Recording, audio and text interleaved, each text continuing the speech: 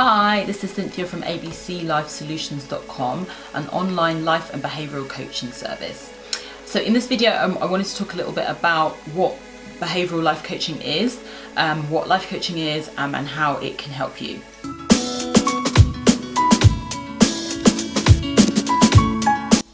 So the first thing is, why is it that you choose life coaching?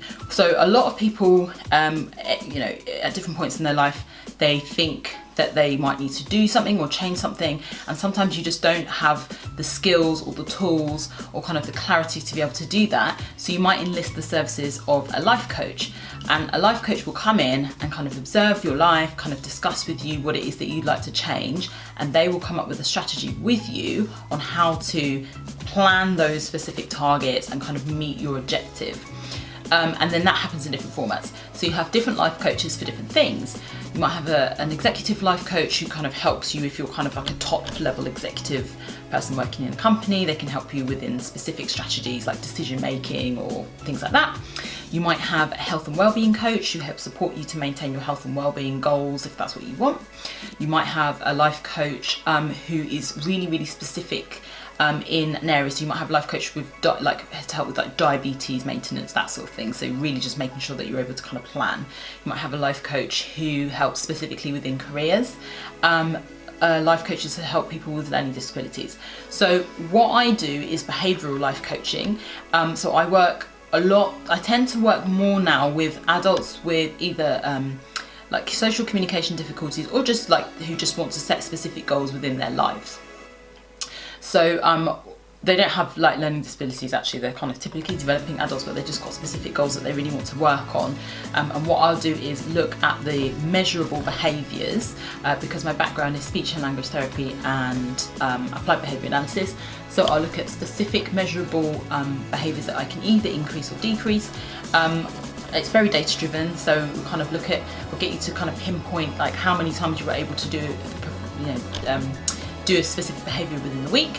So for instance, if you have, your goal is that you want to work on reducing your anxiety when giving presentations at work, that's kind of like a quite a neat goal, but it's quite broad. So what I want you to do is narrow that down. What are the specific strategies that we can put in place to help you meet that goal? And then once you find those strategies, then I want to look at the specific behaviours that I'm going to measure to see if you've met those goals in order to meet the strategy. That way I can guarantee that you will always meet the goal, or if you're not going to meet it, then we'll look at how we can adjust that to make sure you are able to meet that goal. So for instance, it might be something like teaching you how to manage your anxiety when you feel like you're about to if you feel anxious, what are some of the strategies that you can use? So I want to look at in the week, how many times were you able to do your breathing exercises to maintain reduction in anxiety? Or if it's to do with giving presentations, how many times you were able to make eye contact with one of your colleagues or something like that, just to help maintain a successful presentation. This just an example. So that's kind of why I do behavioural life coaching. So it can be in any facet of your life, but I'm looking at specific measurable behaviours. So that's kind of where I am. Other life coaches will do completely different things. They might do similar things to me, but that's kind of where I fit in. I also do family coaching, so I work with families. If they want to kind of improve their family life, I'll look at kind of specific measurable behaviours that we can increase or decrease to help maintain like a family life, essentially. So life coaching varies. So in the UK and I think in the US, there isn't any specific qualification that you can take to become a life coach.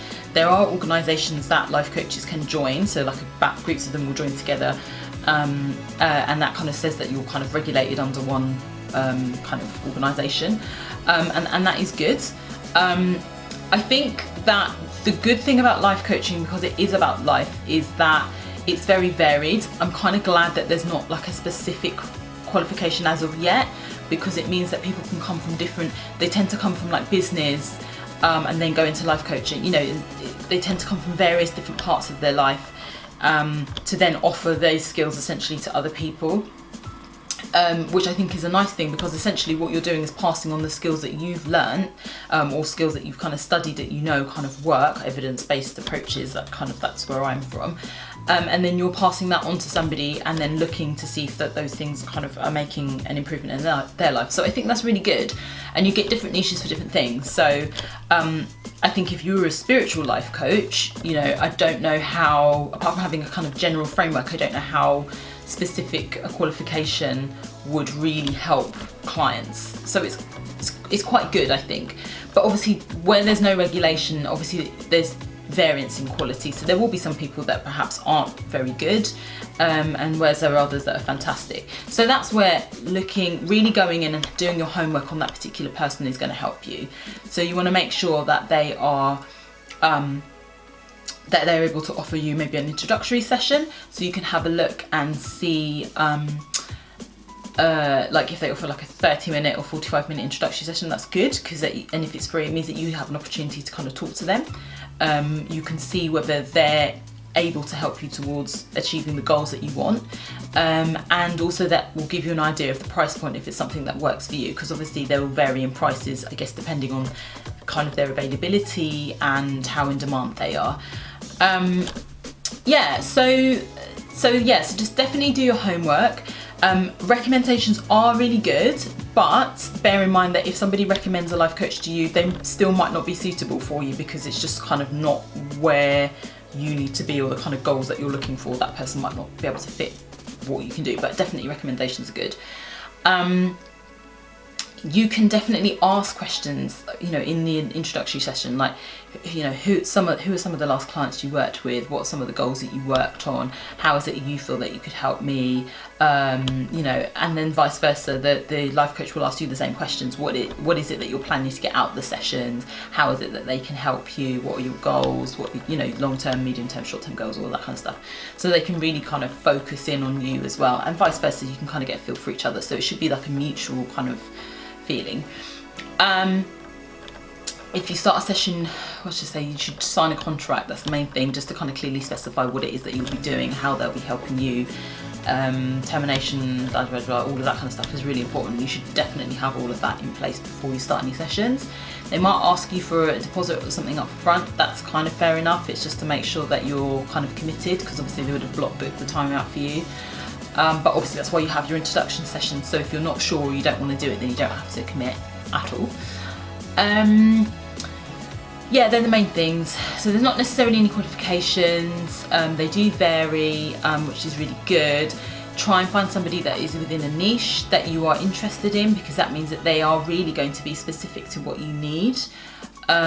I think a lot of the time when people say they want a life goal and they don't know that, a life coach, and they don't have a specific like thing that they want to work on, they just want to work on, you know, social skills. Well, that is quite specific. So if you can try and find somebody that might help in maybe, it might be like confidence coaching, or, you know, if you're wanting to transition to like, so if you are, you know, even though you think that you don't have a niche, you probably do. So try and think about, just because you want to get good at confidence, you want to have more confidence, that's really good. You might be able to find a career confidence coach, but is it in a specific area? So if it's like confidence in work, then you might want to look for a career coach, because then they'll really understand like how the work structure is and how they can help shape the goals around that kind of thing.